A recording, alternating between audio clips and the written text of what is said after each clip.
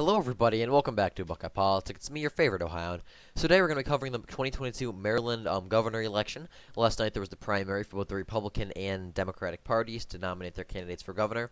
And although the Republican primary is definitely the more, interesting one, we're going to talk about the Democratic primary because this is more likely than not going to be the winner. For those of you who do not know, Maryland is a very Democratic-leaning state. It voted for Joe Biden by, I believe, like 33 points or something crazy like that. Now, some of the Panhandle near West Virginia and the across the coast near the Chesapeake Bay, that area is relatively Republican leaning. They tend to vote overwhelmingly Republican, but they only make up like 10% of the state's population. The vast majority of Maryland's population live within the Baltimore and Washington D.C. metro areas in this part of the state, and they vote overwhelmingly Democratic. And so, despite the fact that if you look at the map, Maryland has some very red counties, such as the Panhandle and over here, the state itself is very Democratic leaning. So, like I said, Joe Biden carried the state of Maryland by 33 percentage points. It was one of his strongest states. That said, Maryland actually has a Republican governor and his name is Larry Hogan. You've probably heard of him before. He's a relatively moderate Republican. He's kind of running. He ran as a moderate back in 2014 against a very unpopular lieutenant governor. The incumbent governor was very unpopular, and his lieutenant governor was the Democratic nominee, and Larry Hogan was the Republican nominee. Larry Hogan was basically run as this moderate who capitalized on the incumbent not being very popular, managed to pull off a solid victory, and won by even more in 2018. Now, Larry Hogan is term limited this cycle, so there is a Republican primary to replace him, and that is where things really get interesting. So, Larry Hogan, a lot of people have been saying that Larry Hogan is going to be the Republican nominee in 2024. He's at least going to run. Because the last year or so, Larry Hogan has given many speeches and calling out Donald Trump, and he actually made headlines back in 2020 when he refused to vote for Trump and instead wrote in Ronald Reagan. Now, he voted for a dead person over Donald Trump, and he's basically talking about our democracy and how Trump is ruining the Republican Party and all that crap. But yeah. So Larry Hogan, he was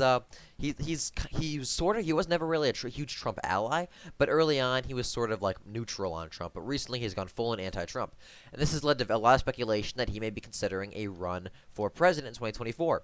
Larry Hogan's visited states like New Hampshire a few times, as well as Iowa, I believe, once. But he's been in New Hampshire quite a few times, and he's sort of been on a campaign across the country trying to unite Republicans against Trump.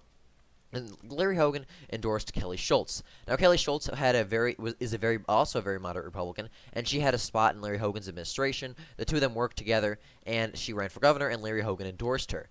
That said, Dan Cox, who is a member of the Maryland State Legislature, he also ran, and he received the endorsement of former President Donald Trump. Now, Trump, obviously, with Larry Hogan, talking about running for president, is not a big fan of Hogan, and especially because Hogan didn't even vote for him, and Hogan's been calling him out. So Trump and Larry Hogan have been calling each other out on social media for the last year or so. They've kind of been, feuding a bit. But this was going to be the big test. This was like the proxy war. We had Dan Cox, who was supported by Donald Trump, and Kelly Schultz, who was supported by Larry Hogan.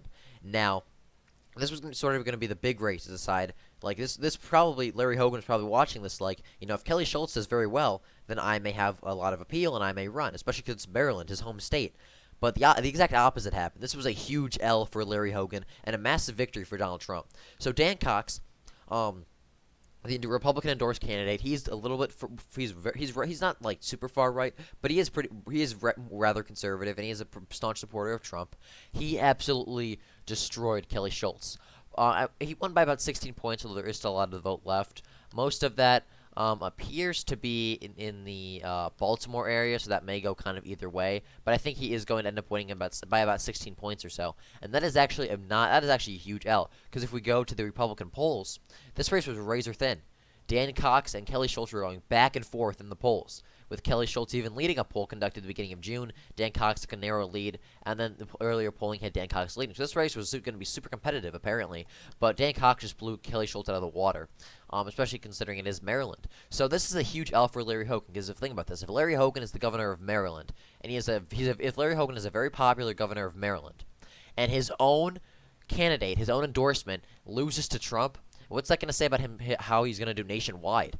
If your own candidate, if the candidate that you propped up, you campaigned with, you shielded for, you worked with, gets destroyed by a candidate endorsed by Donald Trump in your home state, which you're very popular in, what does that say about how you're going to do across the country? Larry Hogan would absolutely shelled if he ran for president against Trump. And I think that this definitely shores up the fact that Donald Trump is going to be the 2024 nominee. Because this race when this race became a proxy war, it's obvious the vast majority of Republicans went to Dan Cox and not Larry Hogan.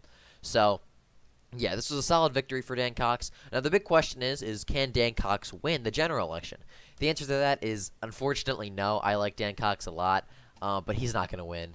It's Maryland. Larry Hogan only run because he was basically a Democrat, but he was basically a Democrat. Like Kelly Schultz might not have even won, and she's very moderate. It's just Larry Hogan ran against some very weak opponents, and he ran good campaigns, and he had a lot of appeal to the state. Dan Cox is definitely not going to win, and Kelly Schultz is. She might have had a better chance, but she probably wouldn't have won either. So unfortunately, Dan Cox is going to probably lose the general. But then again, this is that everyone kind of expected that. Even if Kelly Schultz won, she would lose. It's just the fact that the Republican primary was the big story of the night. That brings us to the Democratic primary, which is still undecided. Actually, we have Wes Moore, who is currently leading. He is with 36.7% of the vote. Tom Perez with 27.4%, and Peter Franchot with 19.6%. It's either Franchot or Franchot. I don't really know. I don't really. Gonna be honest, it's a Democratic primary in Maryland, safe Democrat state. I really didn't bother to do a whole lot of research, but this race was actually kind of interesting. The little bit of research I did do. Yeah, I don't know how to pronounce his last name, but I did read about the polls and stuff. So this race was actually really interesting. I didn't know about this because there was a whole scenario going on. But those of you who do not know, Wes Moore, he is a relatively liberal guy. He is very progressive. Some have even called him like a black nationalist, like African American, like BLM type. I don't know if that's true or not. I haven't done that much deep reading about him, but I have heard that in the past. But what's really interesting to me is he was not even leading in the polls. This most recent poll, which was conducted on end of June, which was just about a few weeks ago, showed Tom Perez leading with 22%, and Peter Franchot leading with basically every other poll besides that. With Wes Moore is not even leading a single poll, but he managed to win the primary. That said, there was a lot of votes out from the Baltimore area as well as Garrett County, Allegheny. There is a lot of votes out left, so this race could be more competitive. But the truth is, neither of the candidates that of the three who are leading, Wes Moore, Tom Perez, and Peter Franchot, we want Franchot to win. Peter Franchot is the more moderate of all of them. He's more of like a Sherrod Brown, Tim Ryan type. He's certainly not a blue dog Democrat, but he is a slightly more conservative, more economic populist Democrat. He's more of a blue dog, and as such, he did very well in the Maryland Panhandle and the more Republican conservative leaning areas. Because just as places vote Republican doesn't mean the Democrats there aren't liberal either. The Democrats there are still relatively conservative, and so they obviously voted for Peter Franchot. He was leading in all the polls, which is interesting, but then he's getting shelled out in the general, though only 61% of the vote is in. So, but it doesn't matter. He's only at 19%. I don't see a path to victory for the blue dog, more moderate candidate. That leaves us Tom Perez and Wes Moore. So I already talked about Wes Moore. He's like a black nationalist, BLM type. So I was like, maybe Tom Perez could be better. Now Tom Perez's entire thing is about gay rights and racial equality and racial justice. So neither of the top two Democrats are really all that good on the issues. They're both awful. They're both progressives. So unfortunately, no matter what's going to happen, we're going to have a progressive, very liberal candidate for the Democrats are going to put up, and they're going to win, unfortunately. Not much to say there. It's kind of a black pill, although it is Maryland. There's not a whole lot we can do. We got Larry Hogan was kind of like Larry Hogan was a glitch in the system, if you will. He should not have been elected either time if depending on his candidates and national environment. He just got lucky twice, really. He's a decent candidate for Maryland and the Northeast in general, but really, that was not going to last. Maryland's going to handily vote Democratic this November. Although Dan Cox might make it interesting. I'm not saying he's going to win. I'm not even going to say it's going to be close, but he might do okay, I guess. But yeah, Maryland's going to vote Democratic, and we're either going to get a black nationalist or a very social liberal progressive. Very sad. I'm sorry for my Maryland bros. I'm so sorry, but not much you can do. Maybe move to West Virginia, I don't know, or Pennsylvania. Help flip Pennsylvania red. Move just a little bit north. Anyway, thanks for watching this video. I do hope you enjoyed. And if you did, please like and subscribe for more.